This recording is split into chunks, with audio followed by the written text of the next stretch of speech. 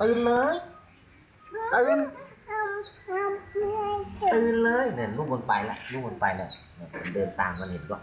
นะอันนี้ลงมาไปเจ้า แล้ว ลูกมันนี่แม่มันอยู่นี่บอกมันตื่นนี่ลูกตื่นแม่มันตื่นตื่นให้มันถึงนี่ตื่นตื่นให้มันถึงมันหมดตื่นเนาะลุงถาทำไงให้มันตื่นไอ้ตื่นตื่นตื่นตื่นหมดตื่นเลยตื่นมันหมดตื่นบนโดนบนโดน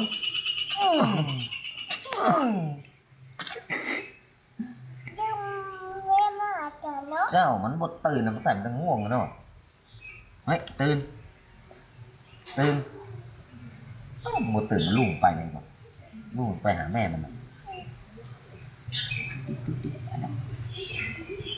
น้องมันเดินตามหนีบอกแม่แม่มั่งมาไล่อันนี้ตัวนี้ตัวน้อยมันเดินช้าเนาะเจ้า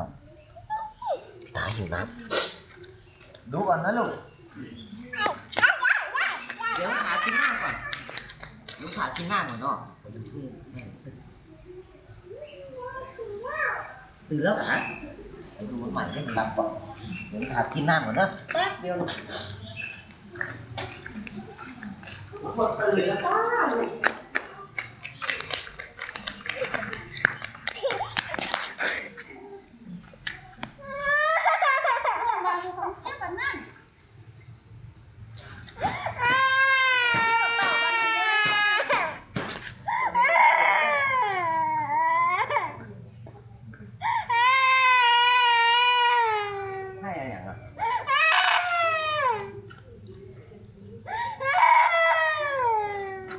เฮ้ยตื่นตื่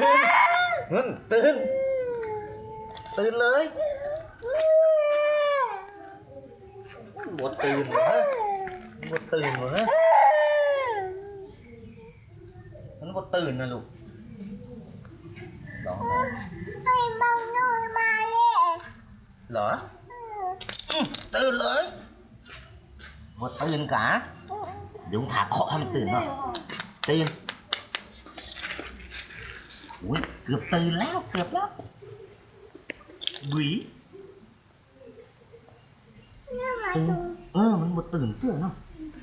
เนี่ยมันนอนนานจังวะตื่นตื่นบุ๋ยว้ามันหมดตื่นนะลูกมาจีมังเด็กเหรอ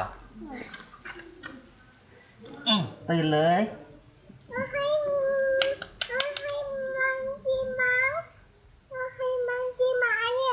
เดี๋ยวนะทำอะไรลูก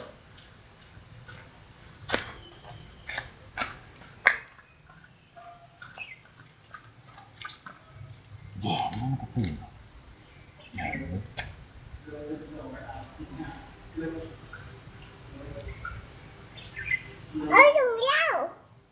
ถุงเหล้ามาจริงอ่ะปวดจริงเจ้าถ้ามันตื่นตรงนี้มันจะขึ้นออกมาลูกเนี่ยเนี่ยเนื้อมันเจ้าแล้วชุบออกมาลูกแย่จ้ะดึงถ่ายแย่ให้ดูดิมันจะตื่นก่อนเฮ้ยตื่นพี่พลอยรออยู่ตื่นตื่นเฮ้ยตาไหลมันหมดตื่นมันง่วงเลยอ่ะมึงถาทิ้งเนาะแป๊บนึงเนาะไปล้างมือมา